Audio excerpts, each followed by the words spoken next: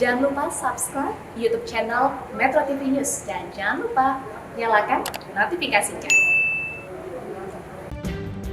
Anda kembali di Metro Siang, pemirsa. Presiden Joko Widodo mengawali tahun 2022 dengan mencabut ribuan izin usaha tambang hingga hak guna usaha perkebunan, yang mana keputusan ini disampaikan pada tanggal 6 Januari lalu usai menggelar pertemuan bersama sejumlah menteri di Istana Bogor.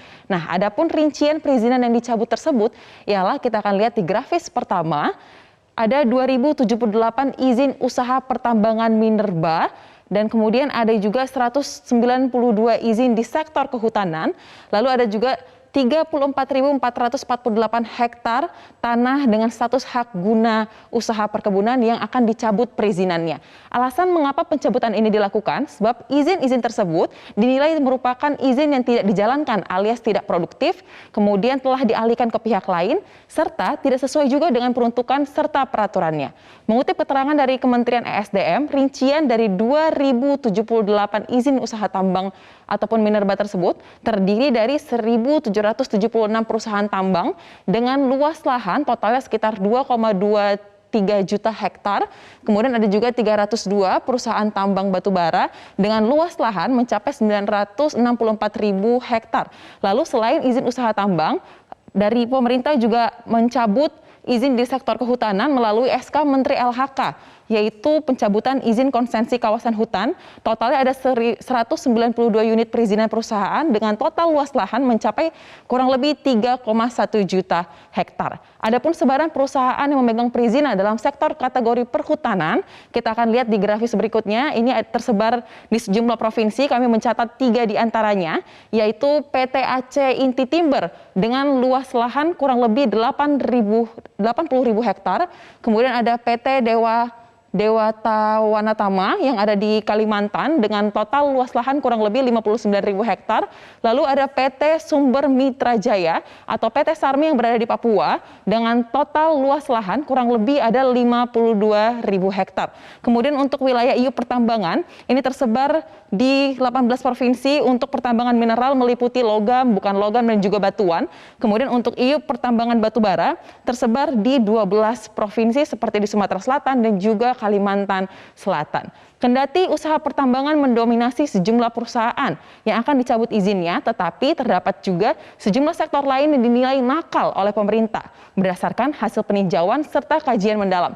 Sehingga Presiden Jokowi pun menegaskan bahwa langkah ini merupakan bagian dari tata kelola sumber daya alam dan menjadi penting dilakukan karena ini sesuai dengan amanat konstitusi, yaitu bahwa bumi, air, dan kekayaan alam yang terkandung di dalamnya dikuasai oleh negara dan dipergunakan untuk sebesar-besarnya kemakmuran rakyat.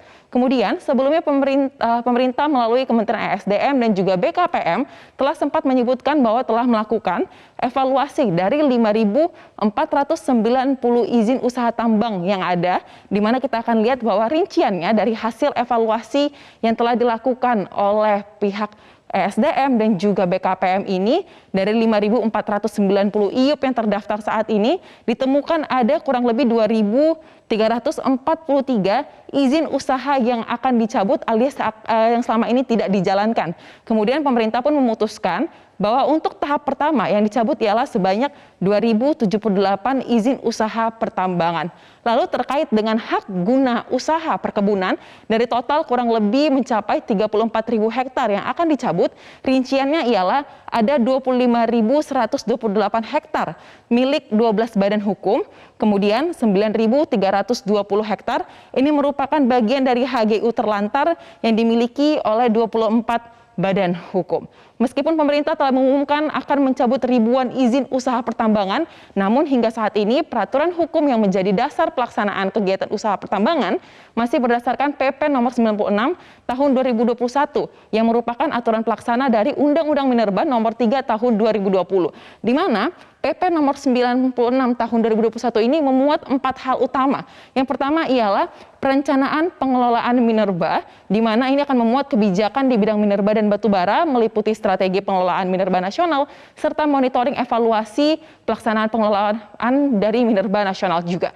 Lalu yang kedua ialah kemudahan berusaha di bidang pertambangan minerba dengan menyusun persyaratan yang tidak berbelit. Lalu yang ketiga ialah kepastian berusaha dan investasi, berisi tahap kegiatan eksplorasi yang dapat diberikan perpanjangan, serta pemberian persetujuan dari pengalihan izin usaha pertambangan. Dan yang terakhir ialah yang paling penting, keberpihakan pada kepentingan nasional dengan kewajiban peningkatan nilai tambah dalam negeri, kemudian IUP komoditas bantuan untuk modal dalam negeri, hingga terkait dengan pengalihan saham asing.